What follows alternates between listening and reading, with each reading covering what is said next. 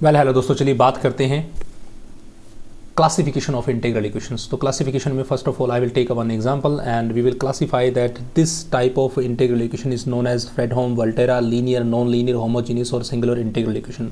So let's see guys, so here we have the one integral equation that is a ux is equal to x minus 1 by 6 x cube plus 0 to x minus t ut dt। तो simply ये equation आपके पास किस type की equation है? तो सबसे पहले आप ये देखिए कि क्या ये वोल्टेरा इंटीग्रल इक्वेशन है या फिर ये फ्रेडहोम इंटीग्रल इक्वेशन है। तो उसकी लिमिट कहाँ से कहाँ तक है? मैंने कहा कि जब लिमिट आपकी कांस्टेंट होती है तो वो आपकी होती है फ्रेडहोम इंटीग्रल इक्वेशन, क्योंकि सबसे पहले फ्रेडहोम आता है। और वोल्टेरा में लिमिट आपकी कहीं ना कहीं वेरिएबल होगा, यानी कि 0 to x होगी, a to x हो सकती है, b to x, this kind of. तो सबसे पहले मैंने लिमिट पे ध्यान दिया, तो लिमिट आपकी क्या है? 0 to x है। तो इट मीन्स ये मेरे पास इक्वेशन कैसी है? एक वोल्टेरा इंटीग्रल इक्वेशन है, ना कि फ्रेडहोम है। तो लिमिट आपकी सबसे पहली क्या है? तो पॉइंट बनाते चले जाएंगे दोस्तों। तो सबसे पहले मैंने किस पे ध्यान दिया? सबसे पहले मैंने ध्यान दिया लिमिट पे। लिमिट कहाँ से कहाँ तक आपकी? 0 to x है। तो I am very much sure कि ये आपकी जो इंटीग्रल इक्वेशन है ये कैसी है? वोल्टेरा इंटीग्रल इक्वेशन हो गई। ओके, ये फर्स्ट पॉइंट हुआ हमारा। दूसरी बात पे चलते हैं। उसके बाद आपको देखना है कि क्या ये आपकी इक्वेशन जो है ना, ये फर्स्ट काइंड की है या सेकंड काइंड की है। तो देखो, फर्स्ट काइंड में ना इस साइड पे 0 होता है, तो यहाँ पे 0 तो नहीं है, यानी कि ये ux अपीयर आ रहा है। तो ux अगर एग्जिस्ट करता है, देखो जो फर्स्ट काइंड में हमारा पास ये वाला पार्ट 0 होता है और सेकंड काइंड में ये पार्ट एग्जिस्ट करता है। ओके, तो यानी कि ux हमारा एग्जिस्ट कर रहा है, तो आपका ux एग्जिस्ट कर रहा है, तो डेफिनेटली ये आपकी क्या है? सेकंड काइंड की इंटीग्रल इक्वेशन है। तो वोल्टेरा है और सेकंड काइंड की इंटीग्रल इक्वेशन है। अब दूसरी तरफ चली जाइए, आपके पास ये जो लीनियर है या नॉन लीनियर है, तो ये ut भी आपका एग्जिस्ट कर रहा है और इसकी पावर क्या है? 1 है। तो इसका मतलब यहाँ पे ये हम वेरी मच श्योर हो गए कि ये आपकी लीनियर इंटीग्रल इक्वेशन है, लीनियर है, क्योंकि इसकी पावर 1 है। ठीक है, तो 3 बातें हमारे पास से निकल के आई। चौथी पे हम डिस्कस करते हैं कि क्या ये होमोजीनियस है या नहीं, बट इट इज़ होमो और नॉट।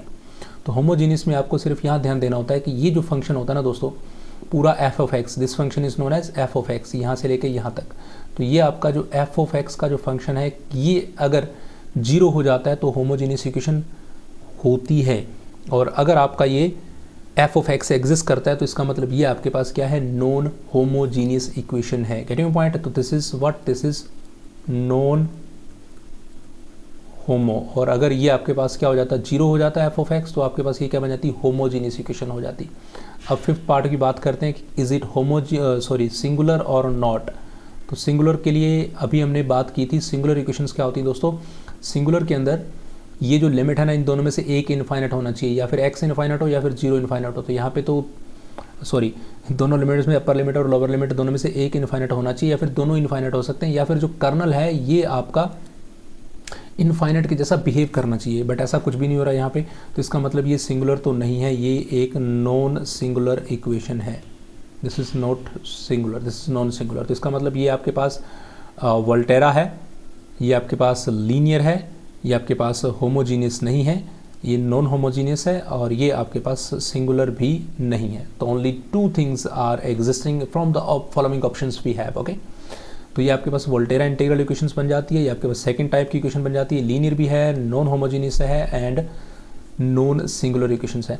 एक और एग्जांपल के साथ हम इस चीज़ को थोड़ा सा गहराई से समझने की कोशिश कर लेते हैं। देखिए दोस्तों, मान लीजिए मैंने यहाँ पे एक इक्वेशन ले ली है and I'm taking one equation that is u of x, and in this equation you will try to find out that this equation is which kind of integral equation it is. Okay, so here I'm taking u of x is equal to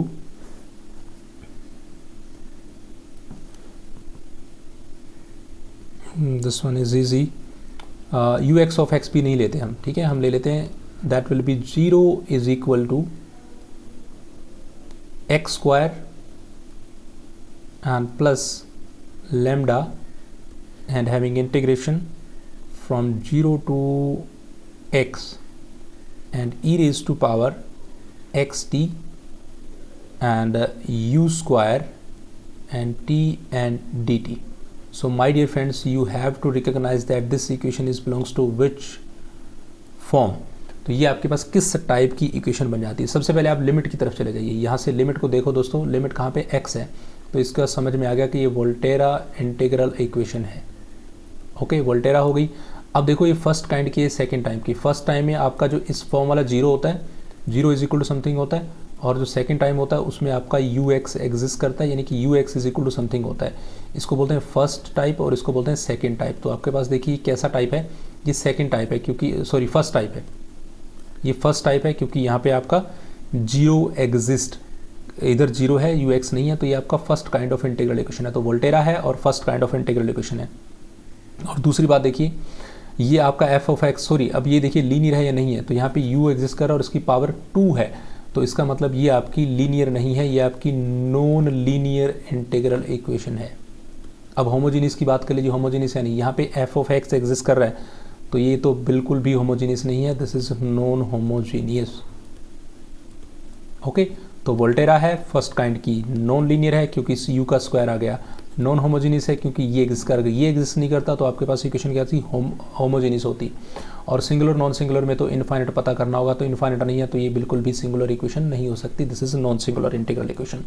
so guys, thank you so much for watching this. So we will see the next lecture. बहुत जल्दी से हम solutions की तरफ बढ़ रहे हैं और एग्जैक्ट में क्वेश्चंस की तरफ बढ़ेंगे, थ्योरम्स की तरफ बढ़ेंगे, तो let's see in the future lectures.